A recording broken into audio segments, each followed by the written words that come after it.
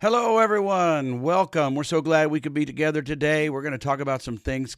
Kathy, we're going to talk some things about what we're seeing on the news. What a news packed. My phone is Yeah. packed with news.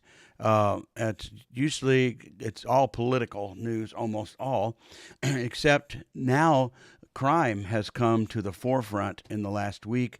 Obviously, the whole world, whole country, the whole world is aware and talking about the terrible stabbing that happened in Charlotte. And I think some of those that oppose that they didn't even show it on the news. You know that happened some Like time last ago. month Yeah, in in August. August. Now here it is September. So people were trying to cover it up, and I think the reason they were trying to cover up, as some of the news people have said, is because they were concerned that by revealing this crime, this terrible crime, on a subway or public transportation, that it would help the Republican Party in their agenda against crime because they're trying to get rid of crime. But how evil is that to withhold information from people to twist that? So today, Kathy, we're going to talk about lawlessness or the work of lawlessness and help people understand what's going on and why the root of such silliness. For me, of course, if I lived in some of those neighborhoods, I would want crime out. Just because you don't live in a crime area, then you got to think of people who do. And I can't imagine people living in high crime areas saying we don't need any help. Because, as you know, in Chicago, every week it's the same number people shot, killed, and then injured, and then other cities, including our own city. But it hasn't made the news much. Once in a while, I hear Kansas City. So crime is out of hand.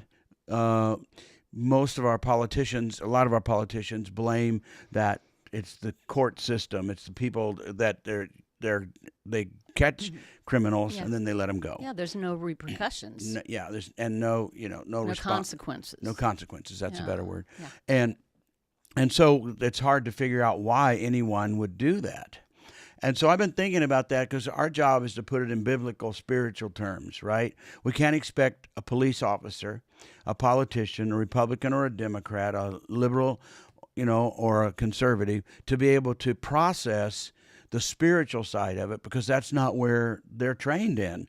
I could give my opinion on how we should round up criminals and what we should do with them, but I think I should leave it with the experts, although the experts aren't always experts, especially those that wear a robe and got a gavel in their hands. We're finding out more and more that all of them are not experts at all in the law.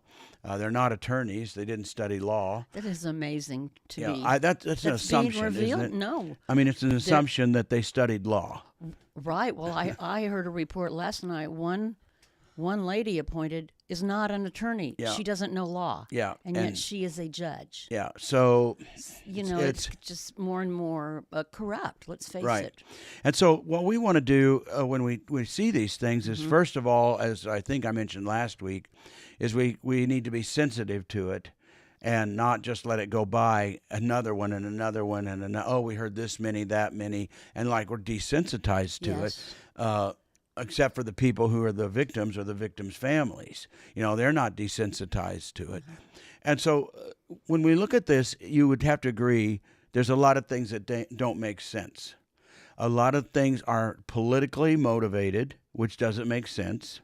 But even then, being what they say, I'm going to take it in the spiritual, even when they say it's politically motivated, then commentators and others are realizing that it's almost political death to a candidate to actually promote crime and criminals, and when they come up to the midterm elections to say, how many criminals did you let go, and how come you said this? Because a lot of them, they get videotaped and they make these strange, outrageous statements about criminals, and they protect criminals, and they have a no bail. You can just get out, and promise to come back and all that stuff, which doesn't work. Like they were saying, pinky promise. I pinky promise with you. When you let me go without bail, the next day after I'm arrested, I pinky promise I won't kill anyone else. Yep. Basically. And the one who murdered the girl from Ukraine Yes. In Charlotte I don't know what was his he'd been arrested and 14 14 times times and released. and released. And so that's the kind of stuff going on, which makes no sense. Okay. So when it doesn't make any sense, I told you that on other broadcasts and times together, when it doesn't make any sense, spiritual people begin to dissect it and say, look, there's a reason, there's something spiritual going on. When even politicians are doing this, letting criminals go and fighting for the rights of criminals, they're actually putting themselves in danger. They're just smart enough and rich enough to stay out of the neighborhoods, or to have a bodyguard, or have a chauffeur that's watching out for them, or keeping them in the good neighborhoods. All those, but it still happens. It did happen to some political people have been carjacked or whatever. It does happen, but still. So it doesn't make any sense. So what I want to do is take it into the spiritual side of it, and think about a scripture from 2 Thessalonians chapter 2, which mentions it's a difficult chapter. Because it mentions lawlessness and the man of lawlessness and the spirit of lawlessness that is already in the world. Okay, so when Paul writes this, it starts out with people who are concerned that somebody convinced them that Jesus has returned and they missed it. Okay, so he goes into this long passage where he's trying to say, no, you didn't miss it. Don't you remember what I told you and what I taught you when I was with you? And all of a sudden it's like this, all this lawlessness and the man of lawlessness and the rebellion is going to happen. And then, and you go like, okay, what is all this about? So really, really complicated. Yeah. And it's really complicated because, first of all, most people put it 100% into a future return of Jesus, where a lawless figure is going to appear in our day, 2,000 some years later after this was said. Okay? Yeah. So now we're really confused because we're taking what was said then and in context to then, not seeing what did it mean to them. You have to think like when Paul wrote this to the Thessalonians, did they read it and say, don't worry, this is not going to happen for a couple of thousand years anyway, or it's not going to happen until Jesus returns, and he hadn't returned, so we're okay. So he's putting it in context to the return of Jesus. All right, it gets a little complicated here, but many scholars today realize that Jesus returns more than once. He only returns one time for the whole world to see. Kingdom of God takes over the earth. No more sin, no more death. Okay, that's the one we're referring to. Okay, and that's the one that could happen. We'd love to see that in our day. Come, Lord Jesus, come. But there's also that Jesus was promising that he was going to come when he cleared the temple, that he's going to come again in judgment, not the end of the world as some people think, or the end of the age as some people call it. And so we have this confusing thing going on. Now, okay, so let's think of lawlessness first. And the word comes from a Greek word that was also well known in the Roman Empire, and the Romans used it while in Jerusalem and in there. So they said to the Jews, you better not become lawless. Same Greek word that Paul used, okay?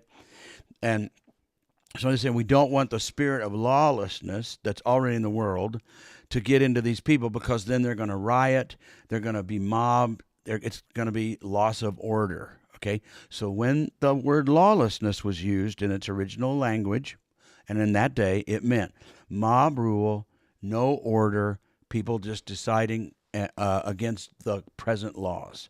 So whether you agreed with the laws of Rome or not, Rome had laws. And they said, don't be lawless. We expect you to obey the law. If you become lawless, which we don't want to happen, you're going to start going against the law. You make up your own law, mob rule, and disorder happens. So they were trying to keep order. All right. So now, then when Paul uses it, obviously he's not using it as the Roman Empire, but they knew what the word meant, because Rome was ruling all that area, and they understood Roman law, and Roman law meant that. So then they go, oh, we understand. You mean there's going to become spiritual lawlessness, which will be coming against God's law, mob rule, and all disorder will come. Disorder. Okay. So I like to say lawlessness is making up the laws as you go along. In other words, there's no absolute. Now, that's the funny thing that we see in our day, right? Because we have politicians who a year ago were saying no one's above the law. No one's above the law. I mean, they pounded it. No one's above the law, right? Now, those same politicians are coming out on video, on TV, and saying, we're not going to follow the law. We're not going to, same party, same people. We're not going to follow the law. We're going to do what we think is right, even though the law says that we have illegal people in our country who are criminals, and we need to have them go through the process of citizenship, or like everybody else has had to for how long. And they say no. Now that makes no sense, because we've been doing that for how many years? I don't know when our country's going to celebrate 250 years next summer. So I don't know when this process of, bringing immigrants in, and they had to go through the process. You and I visited Riker Island in New York. What a place to see the thousands and thousands and thousands of people who stood in the lines, and they were standing in the lines then too, and you could see to get into the country and go through the process of becoming a citizen. And there they were. So I don't know when it began, but anyway, it's there now. And so it makes no sense to fight for criminals. It makes no sense that this girl who was murdered in public transportation, her neck stabbed and throat slit, to all of a sudden be making excuses for the criminal and the criminal justice system. Makes no sense. But what happens is then lawless people make up the laws that go along. So at first, here we have some great things. When people became lawless in Roman times, Rome would utterly crush. Yes, that's true. So lawlessness destroys the law-abiding as well as the Antichrist. There you go. Yes. So and Antichrist. So The anarchists. yeah. And I'm sorry. I lifted my head and my bifocals. The lawless. My bifocals Anarchists. cut in, and then I can't see unless I have to go like that. Anarchist, thank you. And so that spirit of lawlessness was there when people were saying, no one's above the law, no one's above the law, no one's above the law. They were saying that as lawless people, because they really didn't care about the law. They cared about making a political statement and getting somebody else in trouble with the law, because now the same people are saying we're above the law. So they actually were lawless all along. And so it's very deceptive. All right, so in Paul's day, though, referring to the man of lawlessness and the spirit of lawlessness, many believe that he was actually talking about Rome, who had the law. They were the ones that were holding the law steady for Jews and believers, too, in Thessalonica and such. And so he was saying, God's going to deal with Rome. God's going to deal with their lawlessness against God, while they're dealing with your lawlessness against them now. The day is coming when God is going to deal with the lawlessness of Rome and Nero and all that system, that Roman system. So many scholars believe that's what he was really referring to, and the return of Jesus is going to be when judgment comes and Rome is then dealt with, and Rome did fall, and the Nero died and everything like that. But yet there are some strange reflections on that I can get at, where people are putting it like, well, maybe this means the end of the age. Well, yes, it does, because the spirit of lawlessness is already here. All right? It's only going to continue. It was I should say, it was already there, and now it's still here. Okay, so we still have it. So that's why it's so easy to apply it, because it was there then. It's here now. Of course, this whole passage is for everybody. It's timeless. Lawlessness was there and continued clear up to today. All right. However, the best part about it for me is that God sees lawlessness, okay? And I see lawlessness. I'm saying people make up rules as they go along. So all of a sudden, they're all for the law.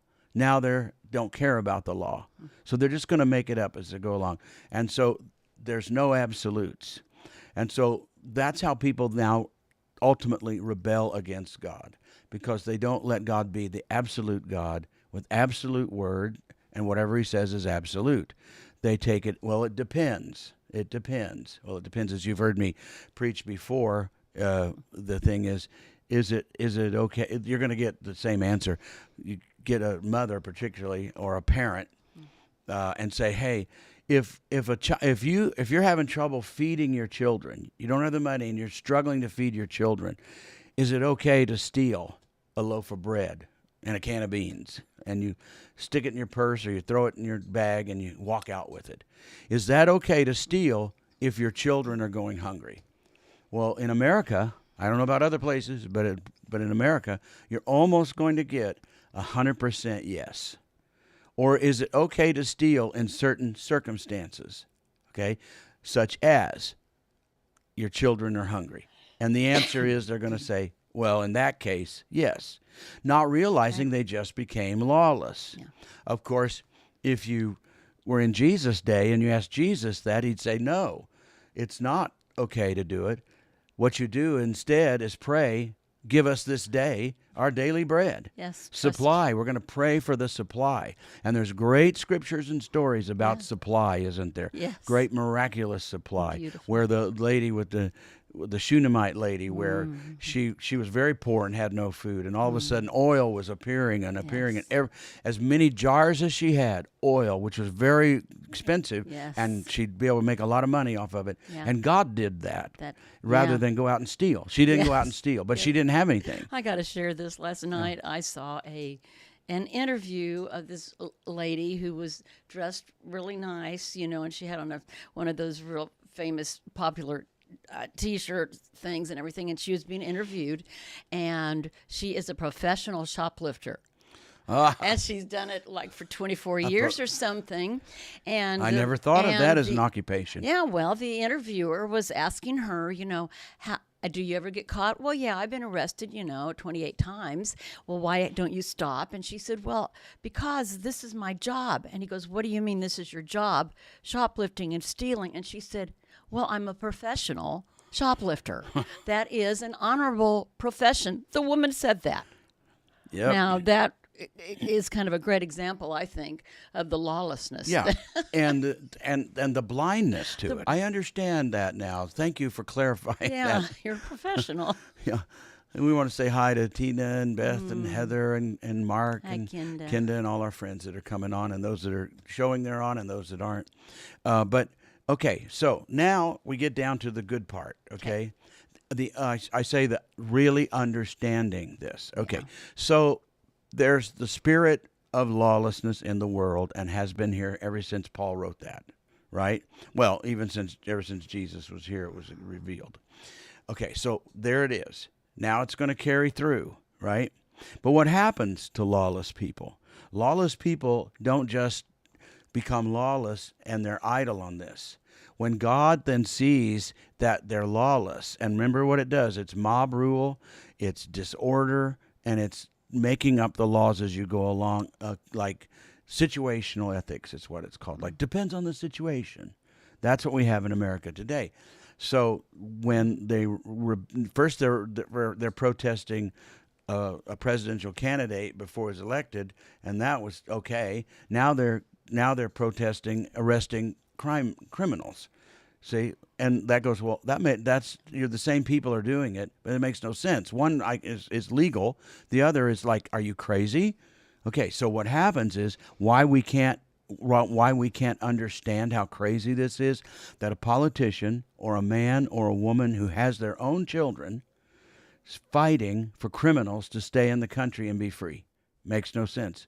Here's why. Because as you continue to read the passage, first of all, it's their own lawlessness, right? Their own rebellion. And that's what it is, rebellion and lawlessness. But suddenly, God comes on the scene. And it says, so God sends them a strong delusion so that they believe the lie. So setting criminals free is going to help our country. That's a lie, right? Standing up and having just letting them run the streets, letting illegals and drug cartels, be free and do whatever they want, and that's going to keep us a democracy. That's going to help democracy. That's a lie, isn't it? Now, anybody that's not delusional and is not lawless wants people to keep the law, right? Sees that and goes, "That's crazy." How do they get to that conclusion? Says God comes on the scene, and he sends a strong delusion. So they're delusional. They're demonic and delusional, that they believe the lie that crime, criminals, cartels, drugs should be let go, because if we try to stop them, it's going to ruin democracy. It'll ruin our country. Isn't that delusional? Now, it's not easy. It's not hard for you to see that, me to see that, or lawless or law-abiding people to see that.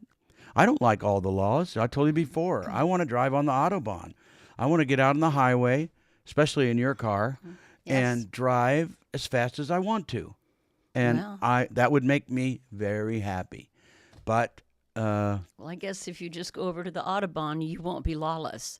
That's but right. If you put my car in sport mode and hit the pedal, hit that down there, it will be lawless here. Remember when I used to tell our kids, which is wrong of me to do. I know. But if they would look down at the speedometer and say, you're speeding, because kids watch stuff.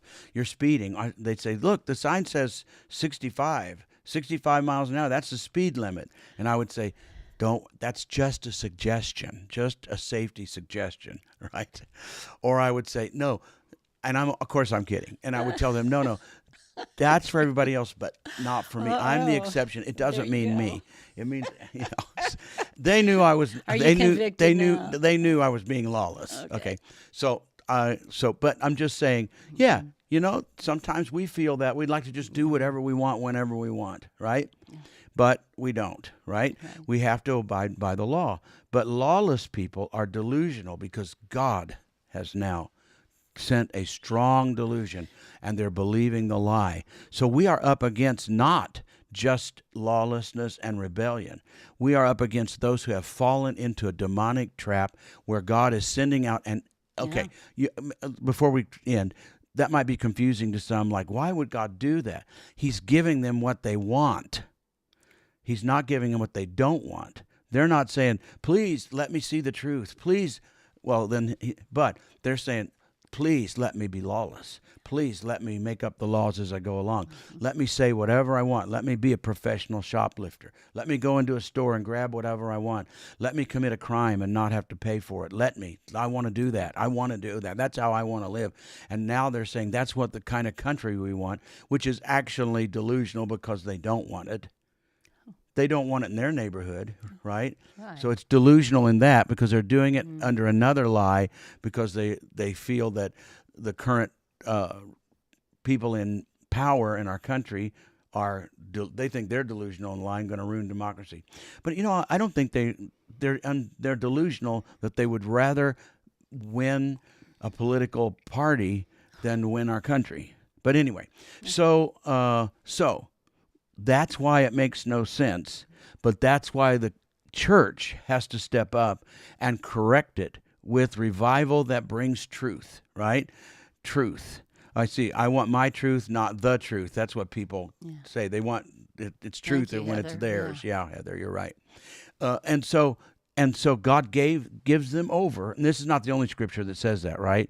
Isn't that Romans chapter 1 that says God gives them over to what they want? This is what you want. You wanted this? I'll give you over. You wanted all this lawlessness? I'll give you over. Go ahead. This is what you get. And then what happens is, why would God do that? What happens is God knows that we have this circle effect where people do that, and then they come and they do it, and he lets them do it because when he lets them do it, the key is they're going to start, a generation is going to start seeing the fruit of that, and they're going to start turning the other direction, saying, we better do something. We need a spiritual movement. We need revival. We need God back in our lives. We need to turn back to God. If he sees they're so in it that they're blinded by it, he pushes it to the limit so that others maybe vote the way he wants them to vote. It's so scary that the youth, especially young men, are turning conservative Yeah. because they don't want to, and parents don't want this in our schools. So, okay, Yeah. would they feel that way if it was nominal? If it was middle of the road lawlessness, right? If it was middle of the road, it would just keep going, and the regular folks would just, everybody has a right, I guess, to their opinion or whatever. But now it is so delusional, it is so bad, and it is so crazy, which I've seen people say it's crazy. It's going that direction, so delusional, so lawlessness, that the average person that normally would stay just, oh, well, que sera, whatever will be, is going like, whoa, wait. And even politicians are saying, we need the Spirit of God in our country. They would never say that had the delusional people not be pushing the button as hard as they are and shaking their fist as hard as they are. If it weren't delusional, politicians wouldn't be speaking out. Parents wouldn't be speaking out. Athletes wouldn't be speaking out. Now, movie stars are now speaking out. If it was middle of the road, but it is now so delusional because God has sent them a strong delusion so they believe a lie, so it'll wake up the church and it'll wake up just the average person to say something is wrong here. And it gets scary.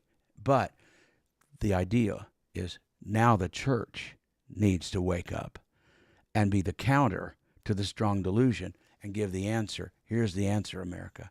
Here's the answer. The Spirit of the Lord comes upon us. Revival is in the land.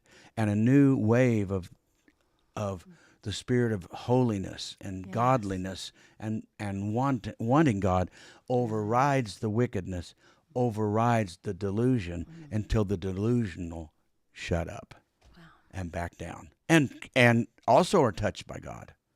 That the Spirit of God is so strong that even now the delusional, because it's not that they're helpless. Right. They're delusional, but they're not helpless to repent and turn to the Lord. So that's what's happening. That's what's happening. And that's why we need the church to explain this to people who are not delusional. So they know. So we need to push our limits of law keeping and spirit walking to override this. Because it can be a blessing in disguise, so to speak. Yeah. But it's waking up people because it's so far crazy, right? Yes. And to become a professional shoplifter. I never crossed my mind to do that. I didn't know that was part of the job fair, right? All right, everybody. So now I hope that was good. Darren, Vanita, good to see everybody on there. And we'll just see what happens this week as our nation is turning, and God's trying to turn it to Him, that we seek His face and be revived again. Till now.